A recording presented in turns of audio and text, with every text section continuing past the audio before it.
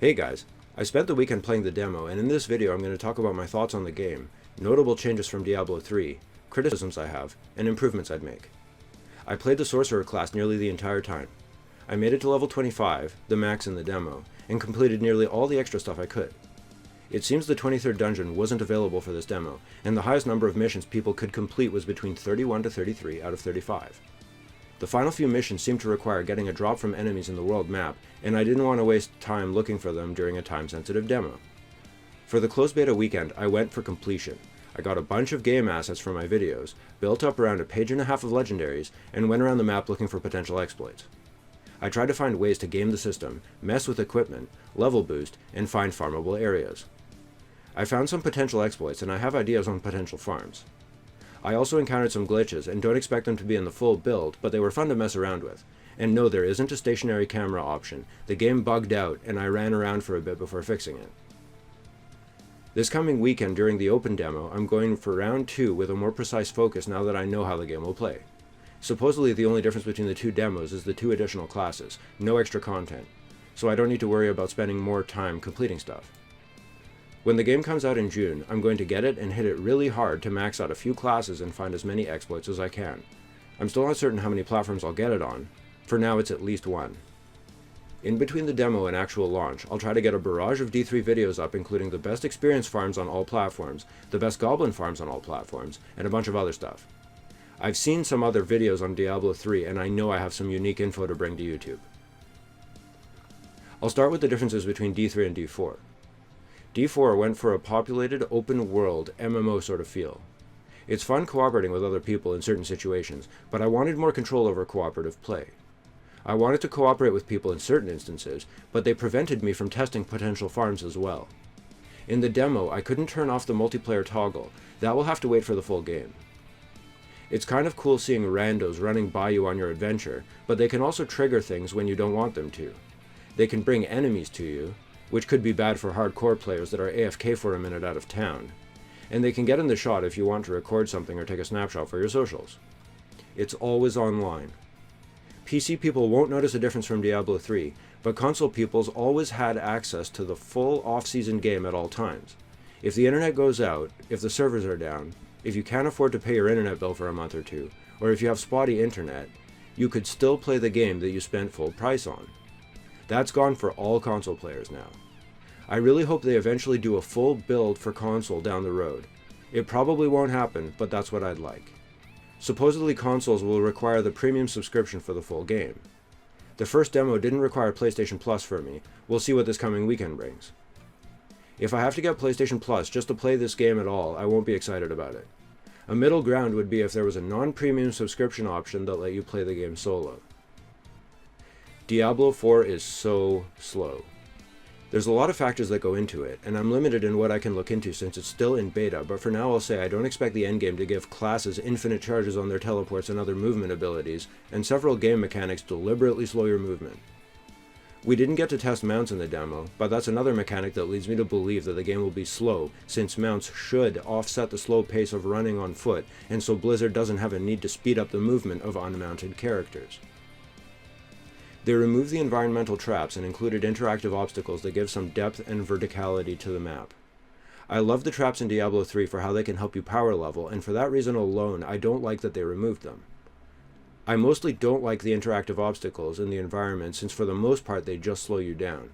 If I've got my head in the game, and I'm rushing through melting enemies, the last thing I want is to have to stop in my tracks to duck under a small log just to keep going. It seems really out of place and counterintuitive to a series like Diablo, but since they seem to be trying to slow down the gameplay in a bunch of different ways, I guess making you duck under logs or climb ladders fits. I can see some benefits of verticality in certain spots around forts. It could add depth to 5v5 fort raids, for example. Maybe if it was implemented better I might like it more, but for now it just seems like a nuisance. The one way things could stay the same and I wouldn't care as much is if the endgame builds for all classes give like 5 to 10 charges of their teleport to bypass obstacles and keep the flow smooth. The increased focus on dungeons. Holy hell, I was tired of dungeon crawling by the level 20 mark. It's insane that there's such a focus on it even at the early levels.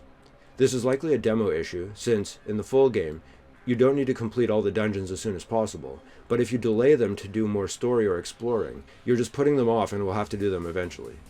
In Diablo 3, doing the 300 or 500 bounties or whatever was already a nightmare. Imagine having a backlog of 100 full dungeons that each take 15 to 30 minutes.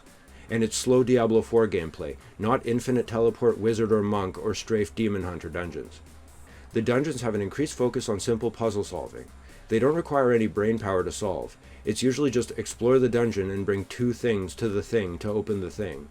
But in a slower game like Diablo 4, every single dungeon recycling the same dumb collecting puzzles makes it take even longer. Diablo 3 had similar mechanics, but those were limited to story and done once you progressed through that segment. And you didn't need to even do the story if you didn't want to. But in Diablo 4, the dungeons are built to have the slow-ass puzzles, and I'm not confident the endgame will be free of them. Diablo 3's endgame was about ripping enemies apart as quickly as possible, and you could slow it down if you wanted to challenge the highest level grifts. The average low to mid-level rift and grift took 2 to 4 minutes to complete with an endgame build, and enemies just exploded around you as you barreled forward the entire time. Legendary affixes aren't specific to legendary items. The affixes just randomly roll on legendary piece that you find. Right now, I can see a few benefits for exploits, but I think I mostly don't like the change. In Diablo 3, if you got a legendary item, you knew what power it had. Now you end up with a bunch of junk legendary affixes on every legendary piece that you pick up. It forces you to grab every legendary piece that drops and makes all legendaries a lot more expendable. The pessimistic side of my brain makes me think they did this to have an elite set of legendary pieces that they can monetize, but I'm not sure if they'll go in that direction yet. Character creation. I don't personally care for it, but for anyone that does, I expect this is a welcome change. The facial structures are limited though. I think there's only 4 per class in the demo. It seems kind of useless beyond a skin tone slider, since you don't even really see our character outside of menus, but it's possible I'm not the target demographic, so I don't really care one way or the other. Planned timed events. We got to test Ashava in the beta, and while I like the option of engaging in multiplayer boss raids if I ever feel like it, I don't like the trend of making Diablo more like World of Warcraft, and there's too many ways to abuse and monetize the system. I don't like feeling like I'm missing out if I have to work or go to a wedding or a funeral or something, and I'm missing out on a timed event that drops a unique item. There's nothing wrong with those types of games, but I want the choice in not having to play that kind of game, and I might have just lost the Diablo franchise to that sort of mechanic. The only way this mechanic can exist and not have a downside for me is if the timed events don't give you anything super unique or necessary for competitive endgame builds. If the rewards are either strictly cosmetic or just a huge boost to the equipment that you can find without the raid, then I don't really care. There's way more collectibles than Diablo 3. There's a crazy amount of crafting materials and new categories of crafting materials. I don't like this change personally. I play Diablo to find sick loot from rare enemies and goblins. I don't want to have spreadsheets open just to keep track of 4 categories of crap just to make something desirable. I want to fly through enemies, make them explode, and get a dopamine rush when something shiny drops. That's what I like about Diablo, and adding more herbs and 7 kinds of spices takes me away from that. Diablo 3 kept it at bay. The worst of it was farming uber bosses for collectibles that you needed to make the Hellfire rings and amulets, but they moved away from that more recently. The exception in Diablo 3 is a one-time grind to make the Staff of Herding, which, while tedious, is at least a worthwhile farm, since on completion you get a brand new randomly generated map of sunshine and rainbows and cute cuddly bears and unicorns to tear apart looking for hamburger and rainbow dagger transmogs. Besides the Whimsyshire grind, collecting rift stones to do greater rifts is pretty much the worst of it now. I'm worried Diablo 4 will be a lot worse. Goblins are very difficult to find. In my entire time playing the demo, I only encountered 4 to 5 goblins. This could partially be a demo issue, but I wouldn't be surprised if the spawn rates weren't super far off from Diablo 3, but the slow pace of the game makes encountering them less frequent. I love treasure goblins, and the lineup and spawn rates of goblins are a big thing for me. If they don't sort their goblin situation out, it would be a worse experience for me. There's timed enemies that spawn on the map. I only saw one example of it, and unfortunately the game lagged out and forced me to miss it. I would have really liked to see what it was about. It's an interesting addition, and I think it could be incorporated well. I'll discuss it in the improvements section.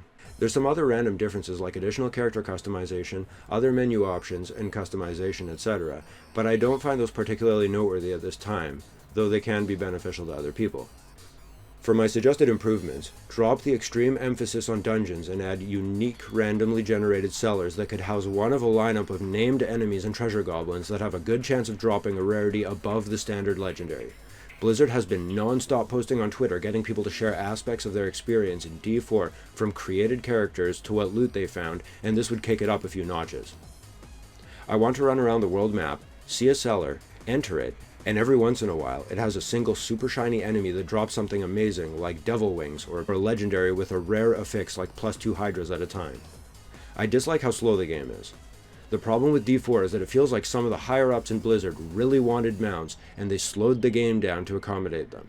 If I had my way, they'd make mounts just cosmetic, remove the puzzle aspects from optional dungeons, remove the useless environmental obstacles that just slow you down and don't even add verticality, create a set of legendaries and sets that give you infinite teleport, add speed farming options to all classes' ability paths, and add gameplay mechanics that prompt players to dash across the world map.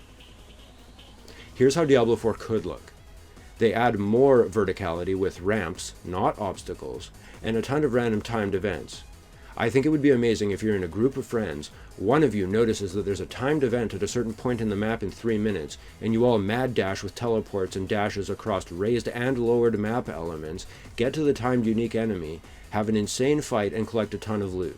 How exciting would that be? That mechanic would keep me coming back daily for sure. As a side note, one of those exclusive random enemies could be a massive treasure goblin that requires multiple people to dump on so that you can kill it before it escapes, and it gets a loot explosion with all sorts of fireworks and gold dropping around everywhere. There's probably more, but this is the list of ideas I could think about right now that would make the game more fun for me. After the second beta weekend, I'll probably have other items to add to the list. Until then, I'll work on videos about my ultimate sorcerer build, some farming and equipment exploits, the Ashava world boss, and probably a bunch of shorts for YouTube and maybe Instagram and TikTok. Follow me on all the platforms if you like my content. Thanks for watching. Hit all the buttons and tell me in the comments what you like and don't like about the video and Diablo in general. Peace.